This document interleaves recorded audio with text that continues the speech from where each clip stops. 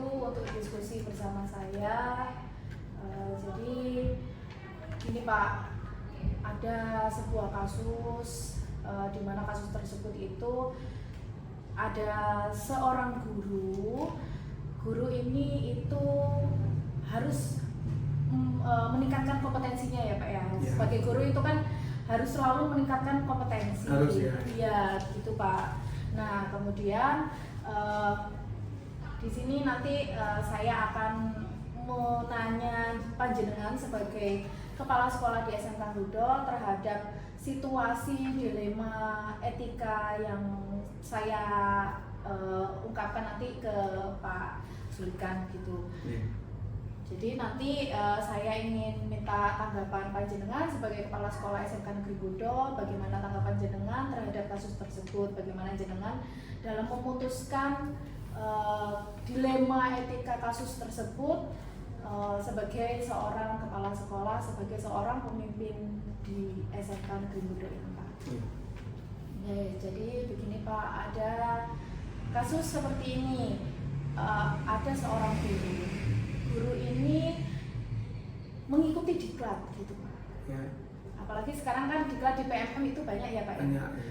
Diklat di PMM, kemudian diklat tersebut Pak harus membutuhkan waktu yang lebih banyak daripada sebelumnya. Nah, ketika beliau tersebut sedang mengerjakan, kemudian ada hal-hal yang harus ditinggalkan, yakni adalah dia harusnya mengajar, kewajibannya sebagai mengajar, sebagai guru, akhirnya tidak terlaksana dengan maksimal karena guru tersebut pun juga harus meningkatkan kompetensinya sebagai seorang pendidik, harus melengkapi administrasinya sebagai seorang pendidik. Jadi dilemanya itu adalah di mana kasus ini itu ada seorang guru yang harus meninggalkan kewajibannya sebagai seorang guru dengan meninggalkan pembelajaran yang seharusnya dia laksanakan. Tetapi guru ini juga harus melaksanakan kewajibannya sebagai seorang guru, yakni menyelesaikan administrasi dan meningkatkan kompetensi sebagai guru. Nah, sedangkan teman-teman yang lainnya yang tidak mengerti posisinya beliau ini akhirnya banyak yang menghujat bahwa waktunya ini adalah waktunya mengajar, kenapa ditinggal? Murid-murid protes, kok tidak diajar? Gitu Pak.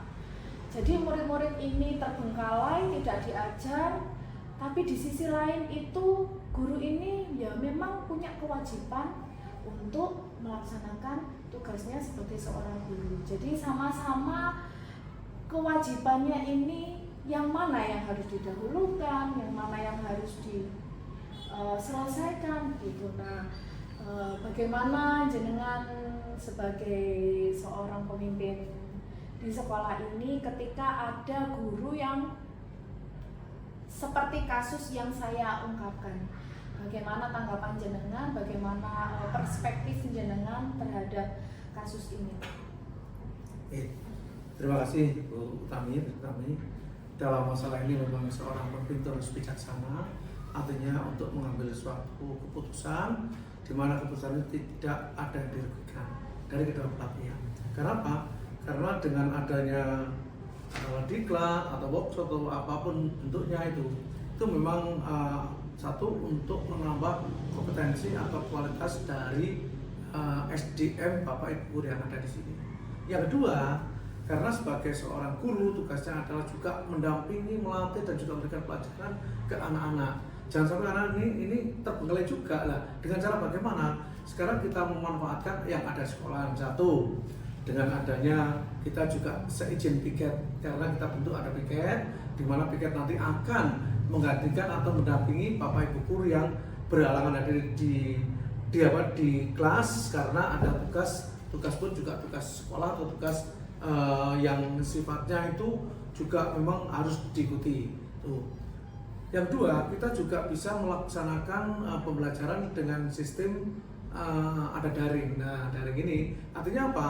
Artinya begini, anak tetap difasilitasi, diberi ruang belajar dengan waktu yang sudah terjadwal di sini. Artinya seperti tadi. Jadi katakanlah nanti tidak terus-menerus untuk diklat kan. Diklat ini kan juga bersifat istilahnya itu tidak selalu mengikuti dan tidak selalu meninggalkan.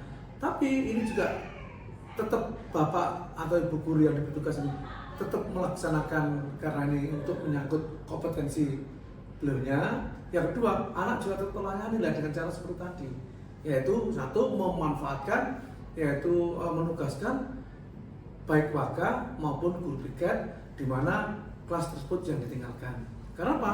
Karena kita rawan sekali kalau kelas tersebut bisa ditinggalkan tanpa ada pendampingnya. Karena yang kita hadapi adalah siswa-siswa sudah besar. Jangan sampai terjadi hal yang tidak diinginkan. Di situ diberi tugas, ya mungkin mengerjakan sesuatu yang ada kaitannya dengan materi pelajaran dari bapak ibu tersebut. Tuh, ya terus juga hasilnya nanti sebagai penilaian dikumpulkan karena sebagai tagihan dari bapak atau ibu tersebut untuk supaya nanti anak-anak bisa aktif dan kreatif sesuai dengan materi yang ditinggal tersebut itu. Jadi tetap berbeda jalan Bu ya. Itu nanti kita minta tambahan itu. Tidak ada yang dirugikan satupun.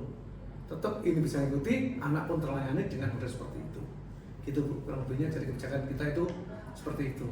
Tidak selalu, tidak boleh juga tidak meninggalkan tanpa istilahnya tugas untuk anak juga tidak. Jadi kedua-duanya jalan sesuai dengan materi saat itu, jam itu, bulan itu. Jadi nanti untuk yang direncanakan dalam proses pembelajaran ini tercapai gitu aja. Gitu Bu, tapi Berarti ada solusi-solusi begitu ya? Solusi ya. Untuk uji kolaborasinya itu apakah kira-kira Pak Sulikan nanti menanyai guru tersebut atau saat memberikan solusi tersebut itu jenengan melibatkan siapa saja menurut Pak?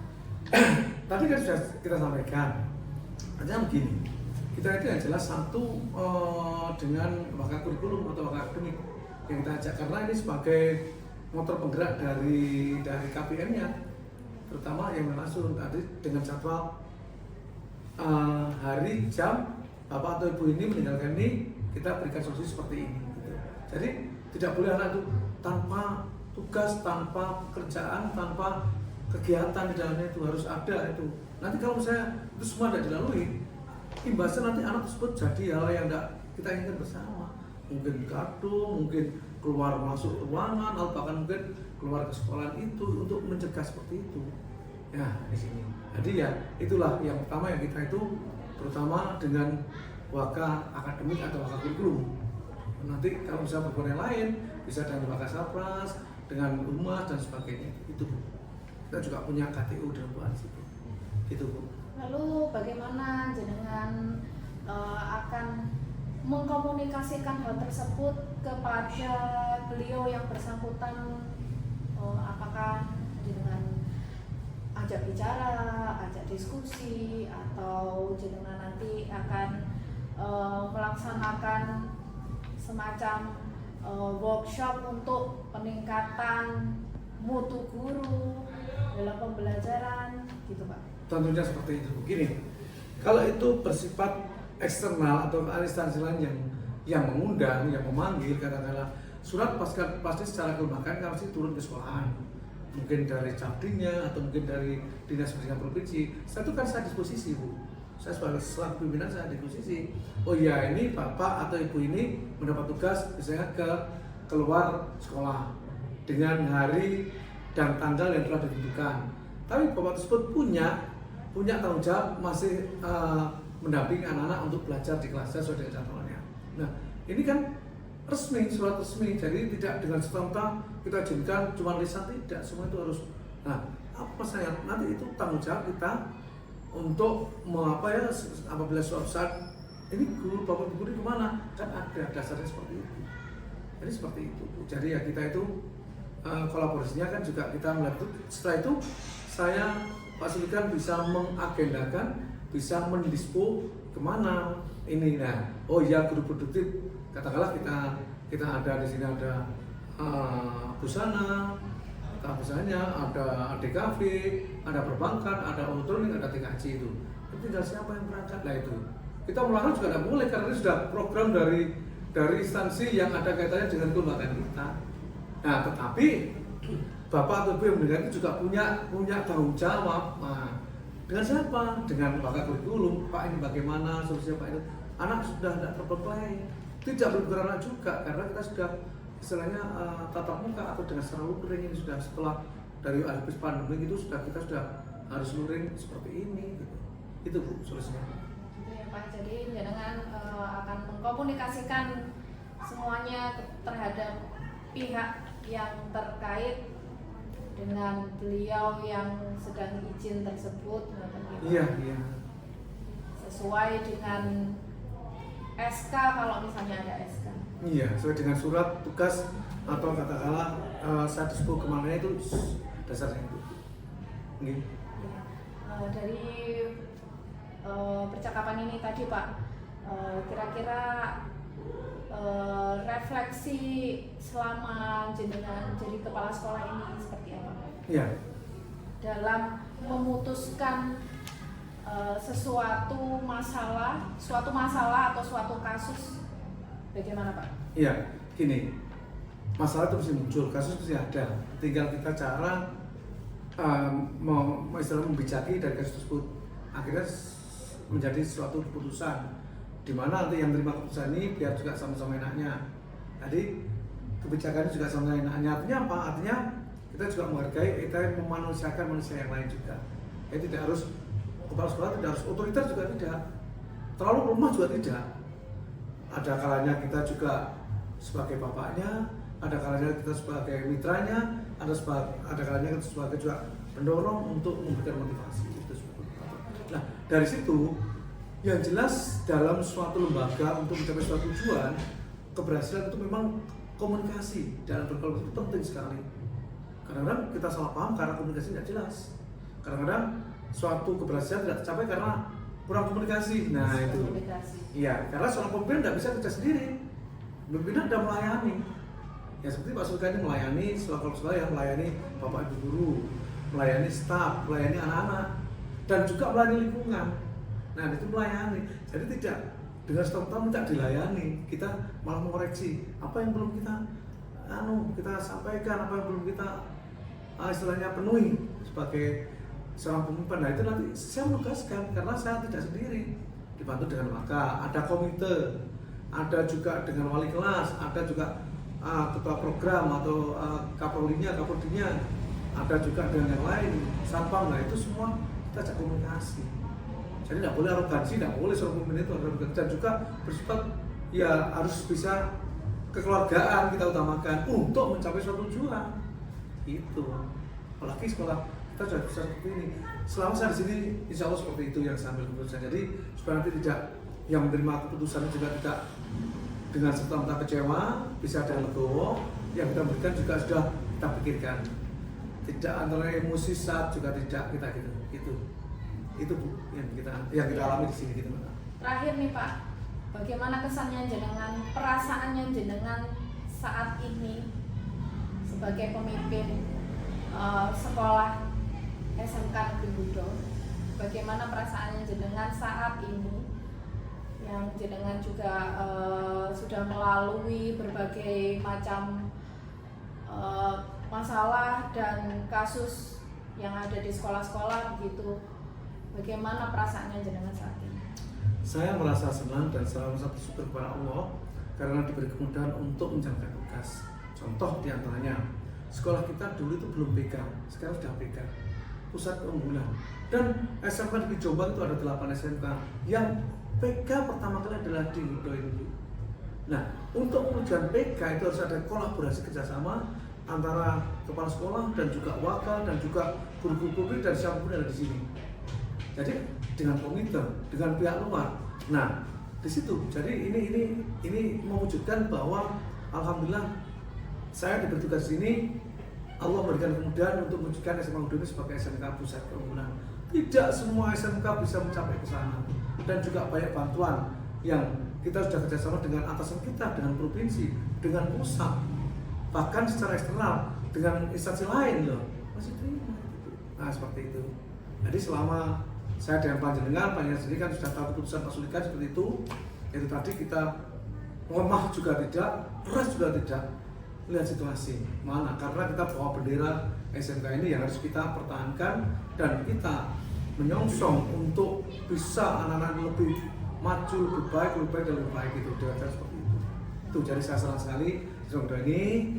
Jadi artinya kita sudah berhasil seperti ini, alhamdulillah kita pertahankan minimal dan kita tingkatkan usaha kita dari segi keberhasilan, baik dari permintaan perusahaan, baik dari Dudi, baik dari animo benda produksi sendiri itu sudah mengalami banyak perubahan dan itu mengarah ke peningkatan kebaikan itu Bu.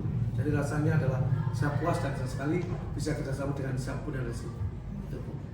Ya Pak Sulikan, terima kasih atas waktunya.